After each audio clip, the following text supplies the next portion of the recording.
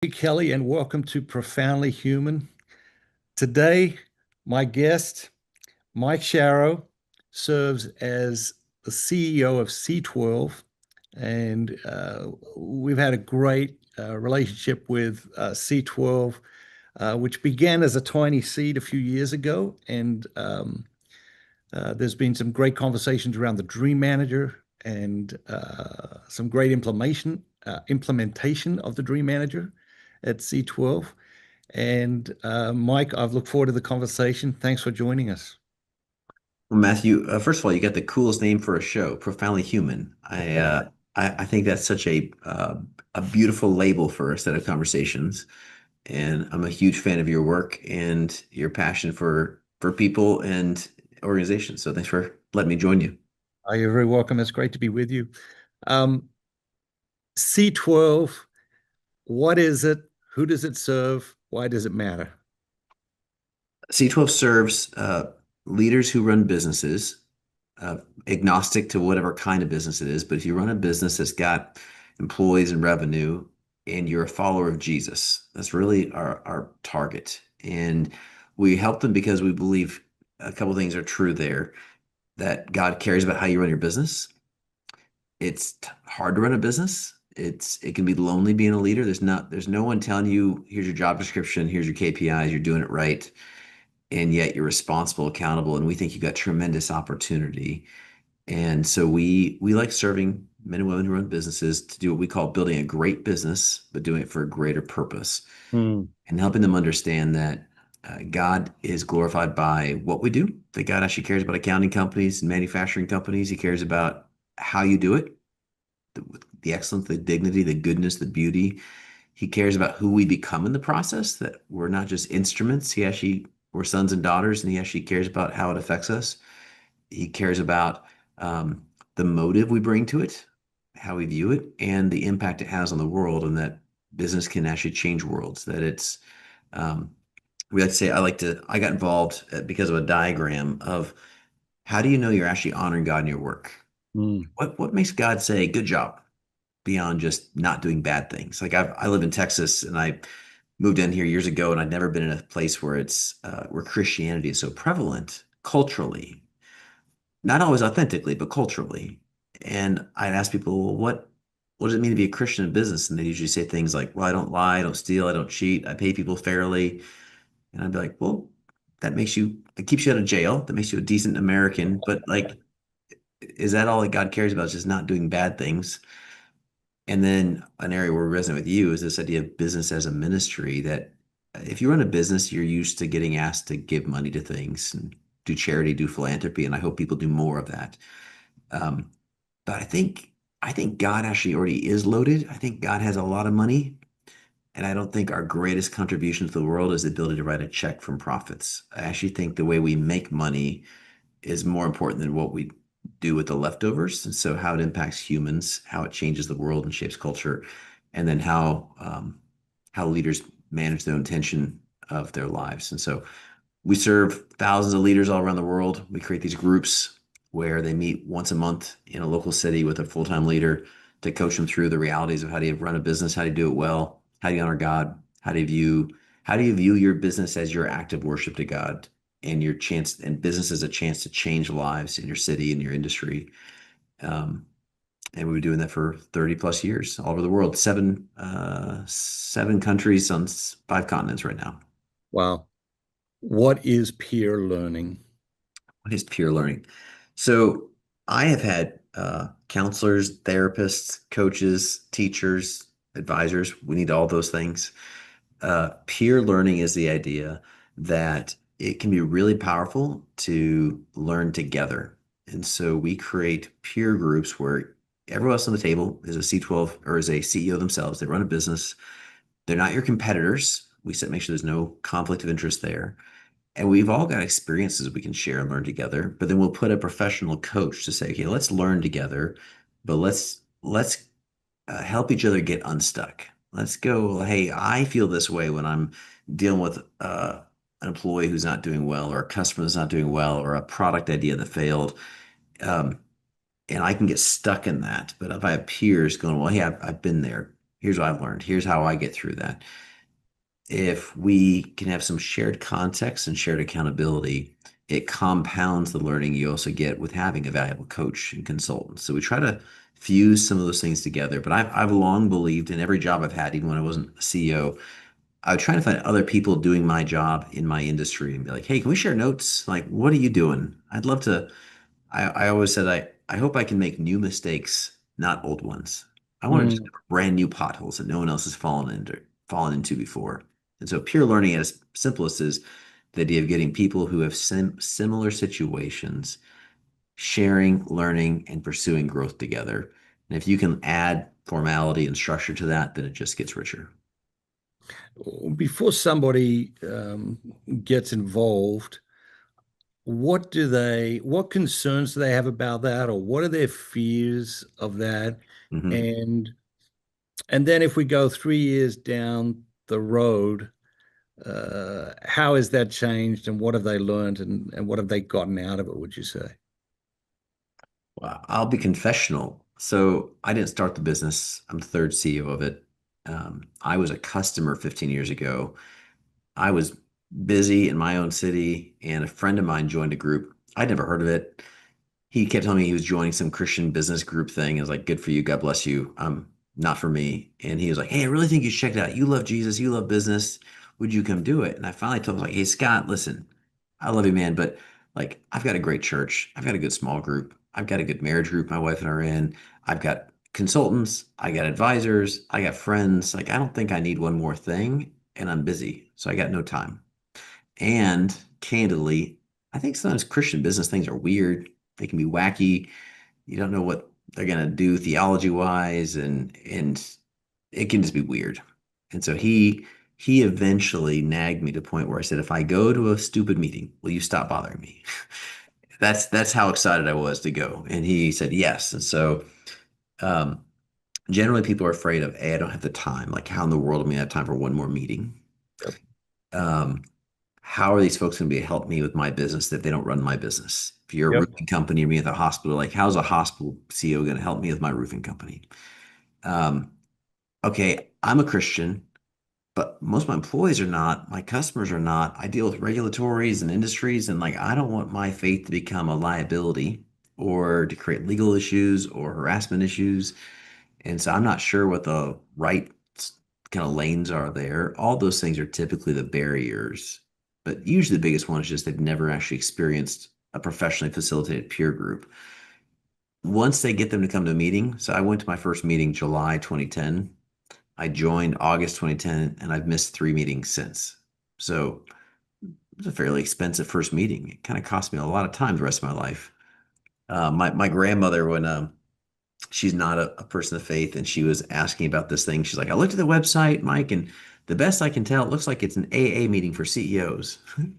And I said, well, not quite, but we all need recovery at different levels. So yeah, close enough, Grandma. It is a support group. 3 years later, what typically happens? They typically are saying, man, so much less chaos in my leadership. My business is so much more organized, disciplined. My 89% would say my marriage is transformed. Um, I feel like I know who I am and why I exist and what my role as a leader is. Typically, they'll have better employee engagement, better margins, less crisis. Will feel like the fire drill is starting to die down in their business, and they're beginning to run the business versus being ran by the business. It's and it's usually this total reimagination of I never viewed my business as being full of so much potential. We know it makes money, it provides, does good, maybe it creates margin, you can do stuff. When you begin to view your business as a place like, oh my gosh, this is a dojo of my own discipleship. This is like a gymnasium where I'm working out my faith. I'm getting a chance to change hundreds and thousands of lives. And the average business, you start thinking about like your employees and their families, and they got kids at home, and you got customers and vendors and supply. Businesses are all about people. Yeah. And you begin to think about how you can impact all those people through a well-run business, and then just the cycles that creates. Usually 3 years in is where we say the big ideas will have gone from your head to your heart to your hands, and you'll suddenly start being like, I get it now. I think I understand why I'm in business. Mm. You mentioned transforming marriages, improving Hmm. marriages. How does a business organization, Do that. yeah, Yeah.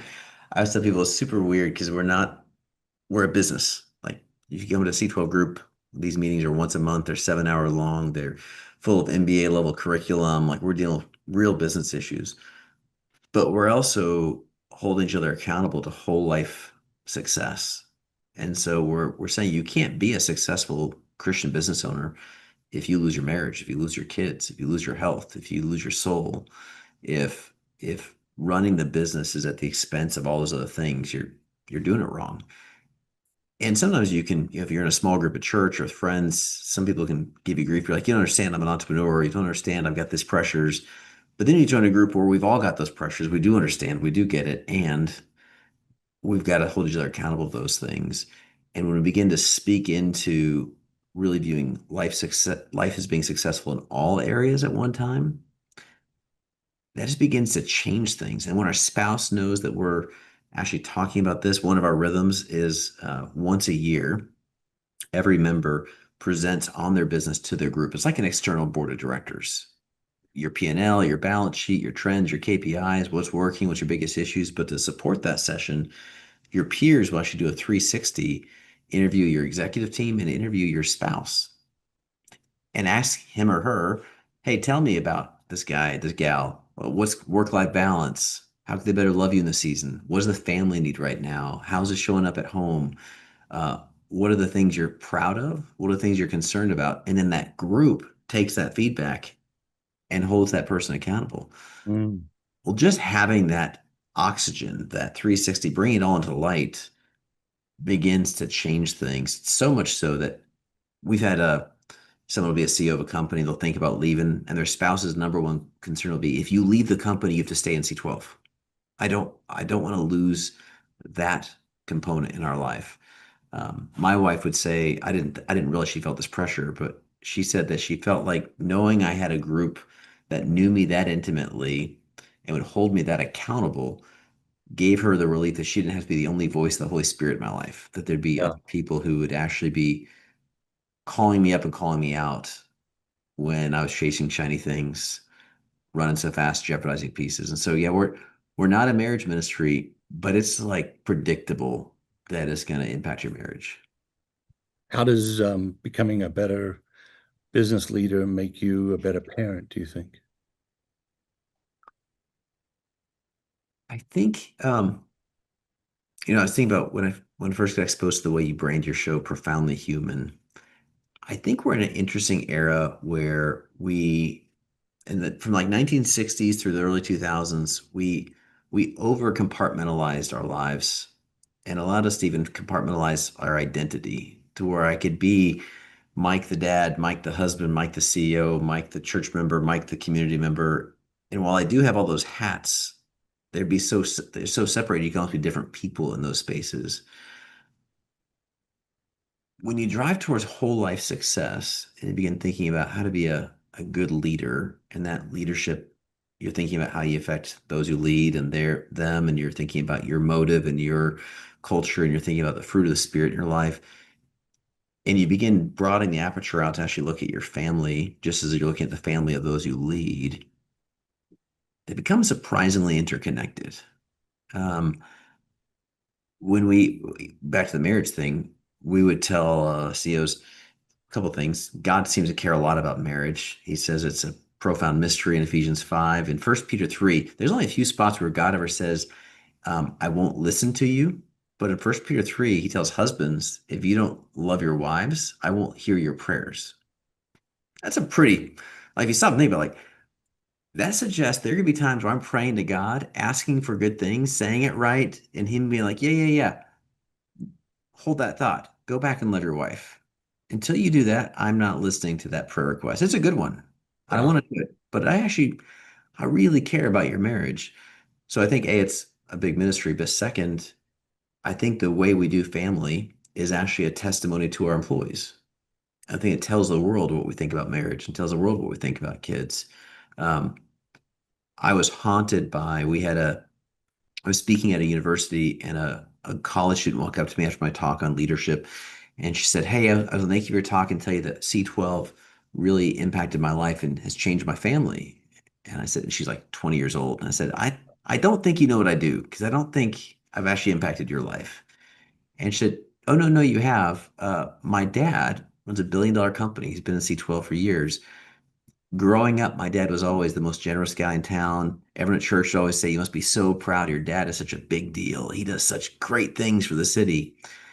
And at home, I remember my mom crying and us saying, I wish that in my dad's quest to go save the world, I wish we were part of that world. Mm. That we always knew our dad was doing great things out there. We just were never in we were never in the picture. And she like, and then he joined a C12 group and someone started challenging him on his marriage, his family, his relationship with his kids. And she's like, and suddenly we were part of the world he felt called to change, not just bystanders. And she's like, and I went from hating my dad's business and resenting it to saying, I want to be in business one day because I can see how business can be used to impact people's lives. And so I think the interconnectedness of just being like, man, we are one life. Um, and we're leading people to have whole life success is just way more connected than we like to think. Beautiful. Why do you think that the Dream Manager and C12 have made the connection that they have? So we, there's a little, sometimes there's words we say commonly, but we don't stop and think about what they really mean. And so we talk about the idea of like doing business to the glory of God or honoring God with your job. You got to go, well, what does that really mean? And as we start pulling a thread on that, and we go, okay, so God cares about what you do, how you do it. What does God care about? God cares about the world. He cares about justice and truth and a bunch of things. He seems to care a lot about people. Like in the Old Testament, throughout the Bible, like he's he gave his own only begotten son for people. That's how much he cares about people. The only leaders in the Old Testament God got really angry at were the ones who mistreated people. So it seems like you got a God who loves people and who really doesn't like mistreatment. So that's certainly part of success. And so we wrestled with how do you measure the success of a company? And we'd argue that there's three ways of adding value that every business can be compared to. So we go, how do you compare an IT company to a healthcare company to a, an auto dealership? Totally different businesses. But we'd say, hey, every business has got economic issues, your profitability, values. We'd say, what's the economic value you've created? Is the business worth more today than it was 10 years ago? You can measure that. But we'd say you also are stewarding humans. And so are people worth more now than when you got them 10 years ago? Are you actually growing the value of your people? Not just are they more productive, not just are they, working more hours or selling more widgets, but are they actually better humans because they've worked with you? Are you a good steward of God's treasure? And then the third value add is spiritual value add. Are you actually helping demonstrate the love of Christ in real ways? So when you get people thinking about their employees, and going, how do you stop looking at people and start seeing people and really thinking about every one of those people have got physical needs and issues, they got emotional needs and issues, and they got spiritual needs and issues. How do you begin to see them there and go, why does God have them working for you? And how can they're working at this environment not just accomplish the goals you got, which is important, and let's make good stuff, but how could they go home as better moms and dads, better sons and daughters? How could they go home and your workplace actually be contributive towards them being more profoundly human in the way that God created them? Even if they don't know God, don't trust God, how could your place help them experience a bigger vision for their life? And so we've always been trying to find best practices. So like a third of our companies will hire chaplains to actually come minister to their employees and do like on-site care for employees, regardless of their religious background. We encourage, have great benefits, pay well, take care of people, address mental health. But I think there's something really powerful about the idea of asking, like, what is this person's dream? And what is this person's needs? And how do we see it, care about it, champion it, celebrate it? What that unleashes is such a culture of dignity and compassion and beginning to realize I forget there's an author once who said he was arguing for the importance of proximity, that it's hard to hate up close and it's pretty ineffective to love from afar. Mm, But when you get close to people, it's pretty hard to hate them because you begin to realize, gosh, you're human just like me. And while I may have something I really disagree with you about or I'm annoyed by, there's also parts that I can relate with. Um, and it's pretty ineffective to love people from a distance. But Dream Manager became such an accessible thing because our members employ over 1 million people, every background you could think of, every religious background, cultural background. And so, well, we are Christians. We want to serve and love everyone regardless of where they're at.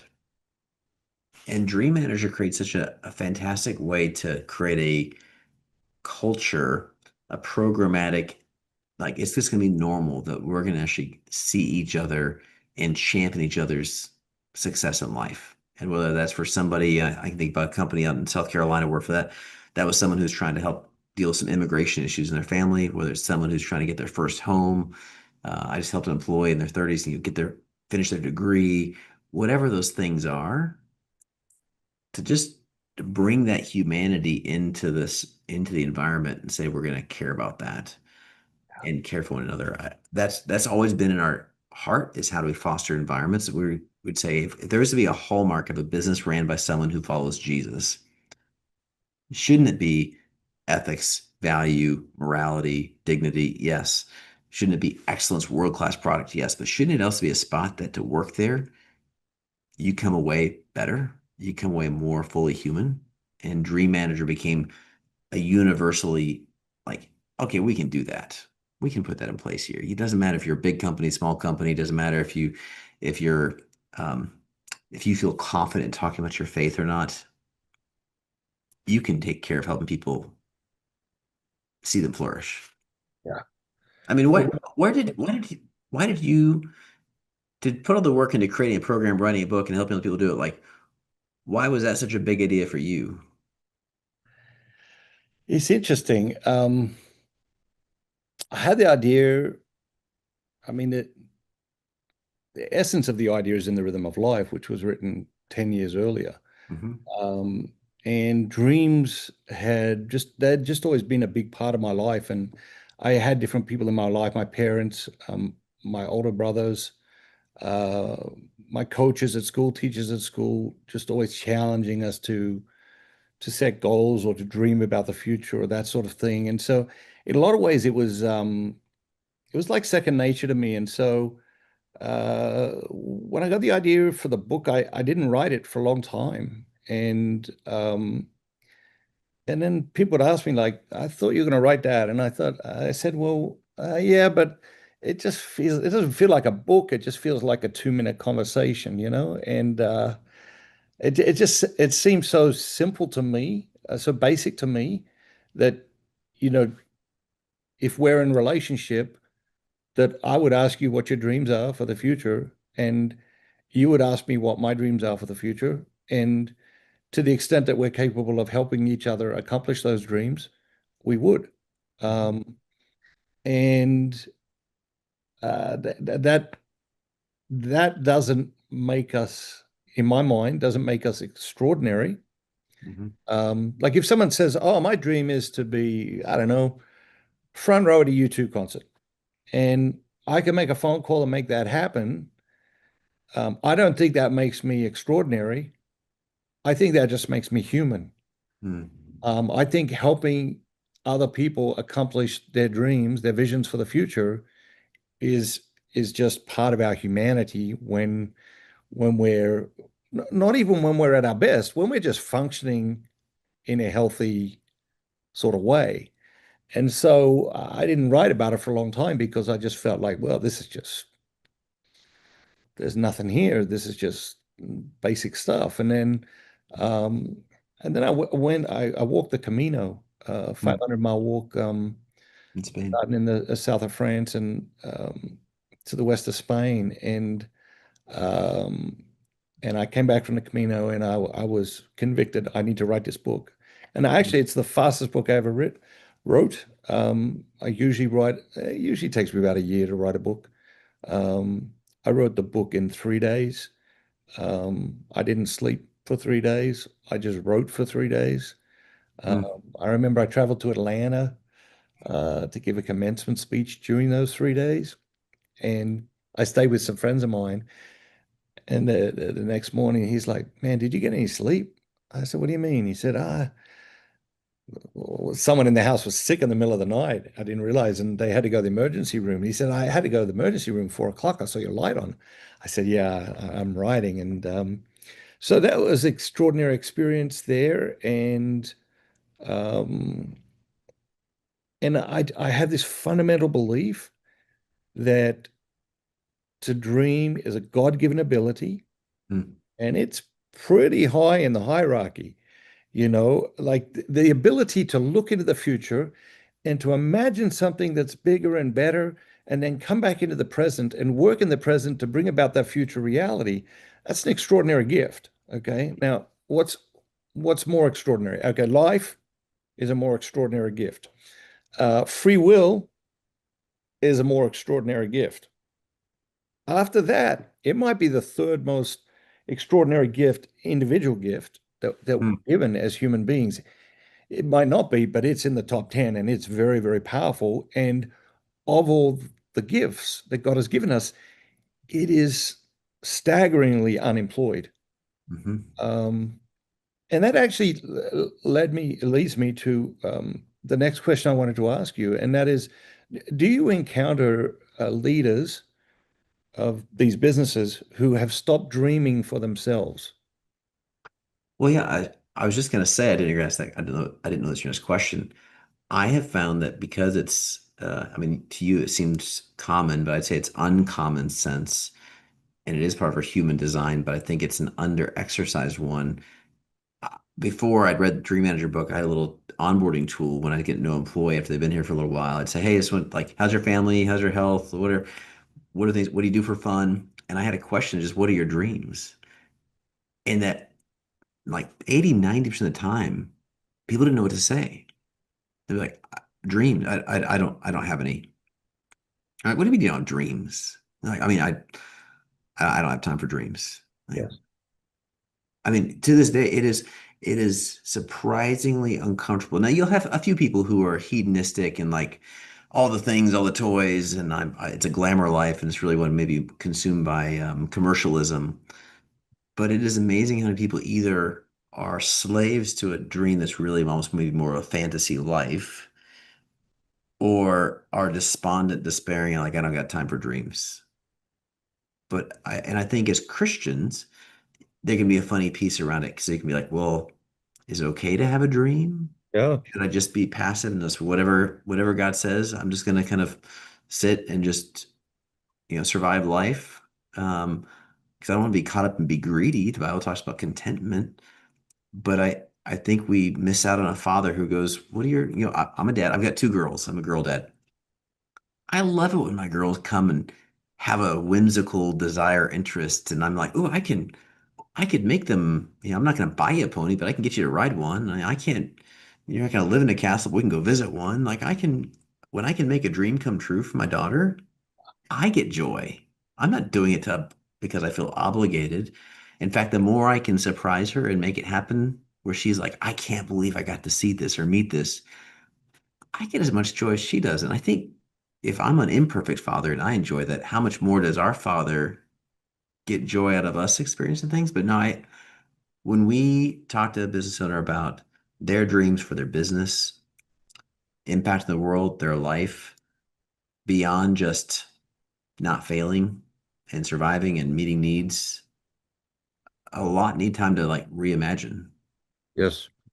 Yeah, that is one of the things that I have found most fascinating over, Mm, let's say, the last 20 years. And you see it everywhere. I remember working with some NFL players and amazed how disengaged they were. Um, and really like digging into that and realizing that they only had one dream in their life. And it's mhm, their dream since they were, 6 years old or whatever. mm, And their dream was to play in the NFL. mm, And now they're playing in the NFL and they're petrified of losing the dream, and they know it's going to go away at some point. They just don't know when. Hmm. Um, but they didn't have any other dreams, and so that muscle hadn't been developed, and getting them to develop that muscle. And you would think, well, here's these guys, they're living their dream life. They're doing what they wanted to do with their life. They get to play, elite sport, and they get paid millions of dollars to do it. Well, they must have tons of dreams. They must be living a dream life. And of course they very often aren't. And so that led to the realization that I think we all stop dreaming at different times in our lives, Hmm. and it can be for different reasons. It can Hmm. be, you know, a child or a spouse is sick, and we do go into survival mode, or we do go into Yeah. I don't got time for that. serving mode. Yeah. Yeah. Um, it can be that, a business is in trouble. Mhm. It can be that, um, I see a lot of people experiencing anxiety and depression, and that tends to shut down the dream function Yeah. pretty good as well. And so um, I think helping people to imagine a future is so important because it is a seminal sign of engagement. If I talk to a couple, a married couple, and I ask them, what are you looking forward to in the future? And they struggle to answer that question, Hmm. it's not a great sign, Mike. You Yeah. um, because it's a sign that they're not actively imagining a future together.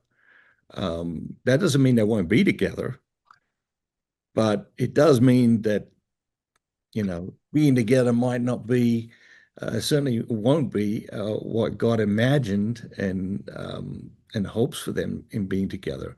And the same thing for an employee. If I ask an employee, "Hey, what are your dreams? What are your hopes and dreams for the future?" And I don't know.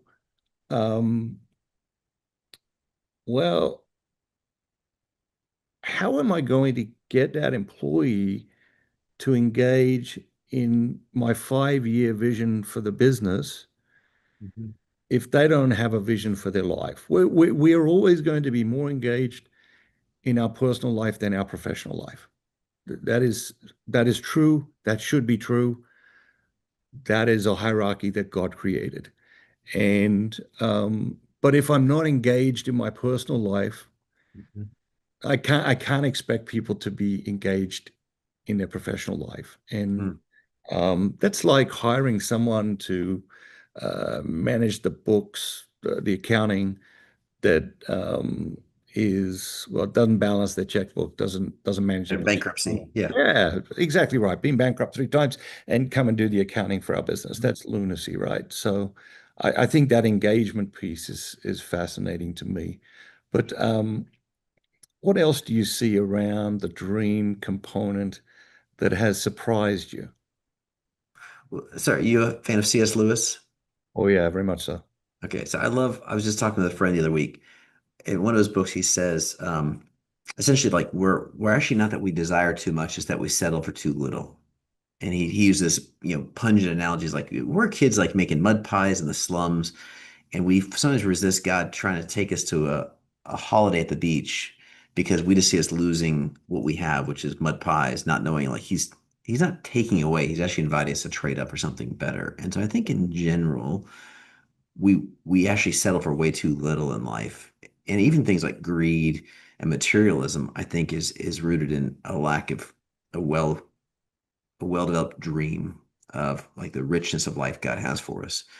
And so I think I love the way you describe it because I think one of the ways that makes our members get excited about dream manager with people is if you can help someone begin to become acquainted with the fact that God actually did create them with purpose and meaning and value and dignity that's actually beyond their job and their paycheck and what they do for us. I tell people when I hire them, I say, hey, there's a reason why we hired you because we have a need and you have the skill sets. And there's a reason why you took the job because we pay enough and you wanted to do this.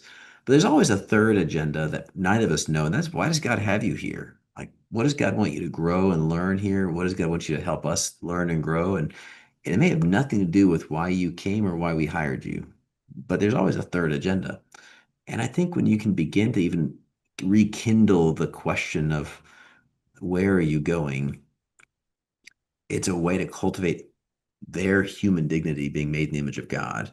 And God is fundamentally a creative God who creates and brings beauty and order and excellence. And that's in us, but it needs to be kind of brought back to life. There's a rabbi who wrote a book called his name is Rabbi Daniel Lapin, and he actually argues, to use a different analogy, um, Jewish people throughout history have been very good in banking and finance, generally speaking. And he argues that it's because for thousands of years, God in the Bible told the Jewish people to tithe, to put 10% aside for this and 10% aside for that. And peculiarly, they're the first people in history who, as a whole nation, were taught to basically use ratios and to plan around money, to plan Wow. crops, to you'd harvest. I got to put 10% for God and 10% for the poor, and then here, and so I've got to live on 70%. Well, just the process of planning and thinking about ratios makes you steward the 70% you have better than if you just had 100%. And so he argues, well, why did God have them do that? He didn't need their produce. It wasn't like he wasn't hungry saying, I need your food to feed me. What if he was actually fathering them to be planners and that in planning they'd actually be more successful, Hmm. be more prosperous, and they'd actually get to take care of more people. And so he argued that the reasons the Jews are a generally prosperous people is because God taught them to plan. Wow. And I think dreaming reawakens that like father's agenda for us. Um, and it's safe. Like what's imposing? I think employees do sometimes wonder like, what's in it for you? Like what why do you want to know what my dream is? If my dream is nothing to do with work, I'm like, well, because I want you to be fully human. I think you'll be a better employee if you're fully alive. Yes. And selfishly, I was meeting with an employee a couple weeks ago, checking in on our dreams. I said, selfishly, I get so much joy when I can look around my office and think like, dream achieved, dream in process. He's fully alive. She's chasing after things like that's actually more satisfying for me than just knowing that they checked in, did their job, and went home. No question. It's interesting because you bring up sort of the suspicion. Yes. Our culture actually has become so secular that we're suspicious of generosity. Hmm. Um, What's the catch? what's the Why? catch? What is your motive? What are you getting out of it? And that is that is sad and tragic. But I do see a lot of that, and I hear a lot of that from um, leaders who have dream managers, and they can struggle to get people engaged, some people engaged in the beginning because there is this suspicion, or are you going to take what I tell you back to, my boss, or is that going to be used against me, or that sort of thing. Yeah. Um, and you need to get beyond that. Let me ask you, switching a little bit, you're working with all these business leaders. What challenges, common challenges, do you see them facing at this time? Hmm. Well, so, interesting. One of the things that becomes one of the benefits we've CEOs will say they have 3 years in goes back to your dreaming thing.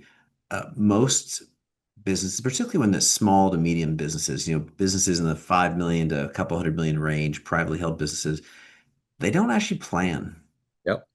They budget for tomorrow a little bit, and they sales forecast, and they always have goals of like I'd like to make more. Everyone, it's kind of the Rockefeller thing, a little more. I want to be a little bigger next year. When you go, no, what's the vision for your company 10 years from now? What's the kind of enterprise you're going to have? What will your people be doing? What does success look like at the end of your career? Yeah. Crickets. Yes. They don't know how to dream. They don't dream personally. They don't dream corporately. Yep. And so when you're always reacting to next year's, next quarter, next month's thing, but you had no plan you're going towards, that that creates a lot of chaos. Because I think right now what's universal, everyone's struggling with finding great talent, finding people, figuring out how to, it's a very competitive labor market. So how do you get people? How do you get people on board? How do you navigate? Technology is always changing. How do you figure out what worked last year may not work next year, and how you're thinking about those things? But the bigger issue is actually the same thing, that it's the macro version of the micro issue. They're not stepping back, looking at their whole business, looking at their industry, saying, where's the world going and where do I want to be in it?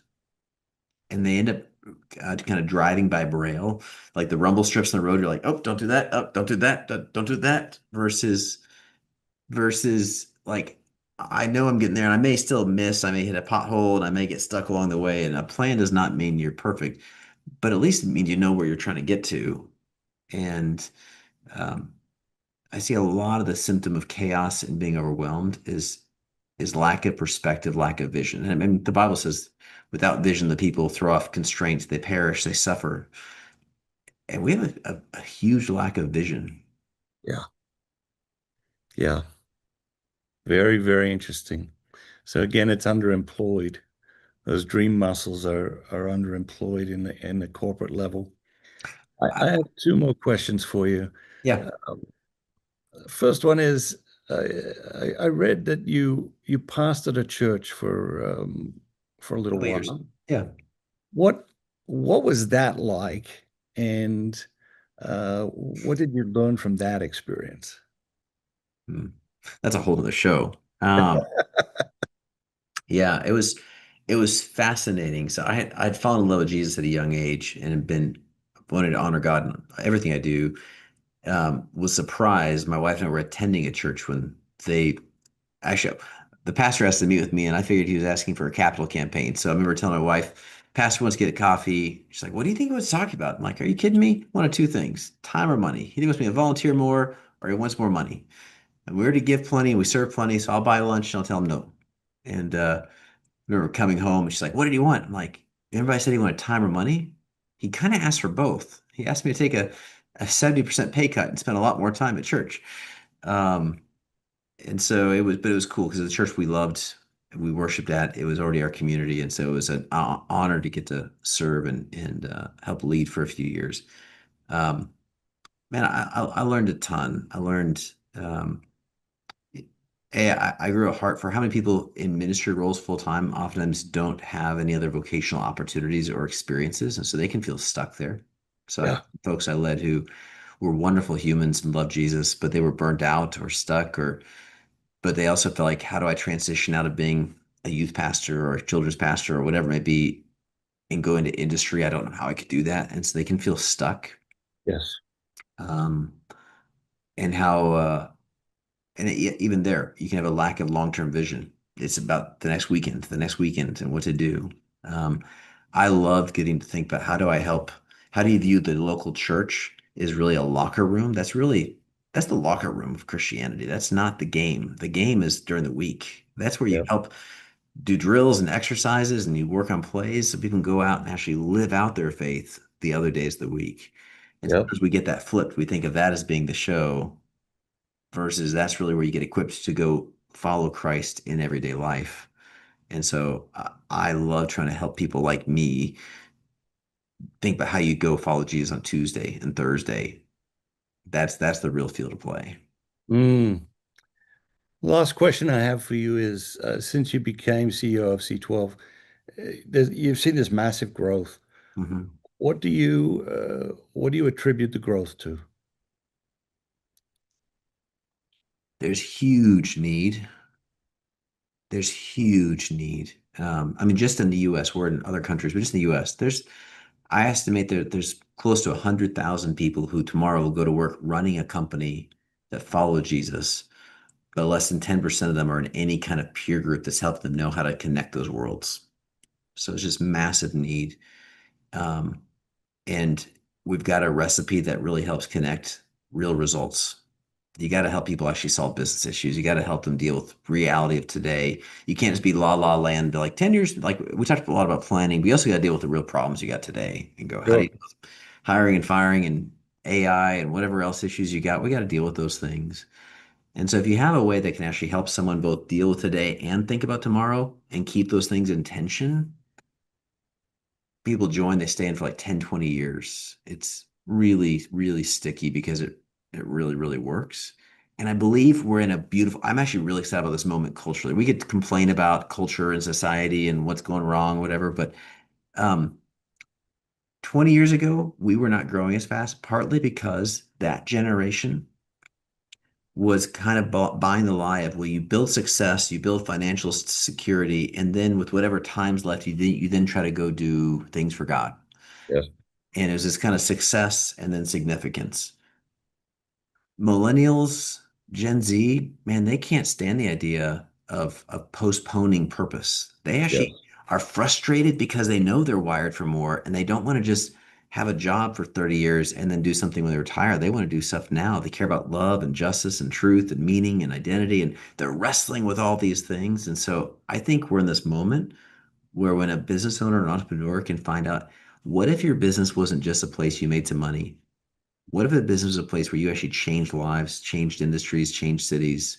What if it could change you? What if it was not a distraction from things that matter, but actually the very platform of things that matter?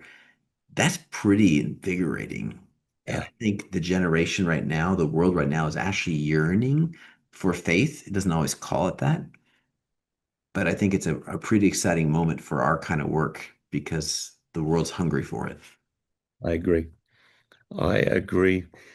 Mike, fantastic to talk with you. Really enjoyed the conversation. I hope you'll come back and we'll do it again. God bless you. God bless your work, and hope you have a great day. Likewise, Matthew.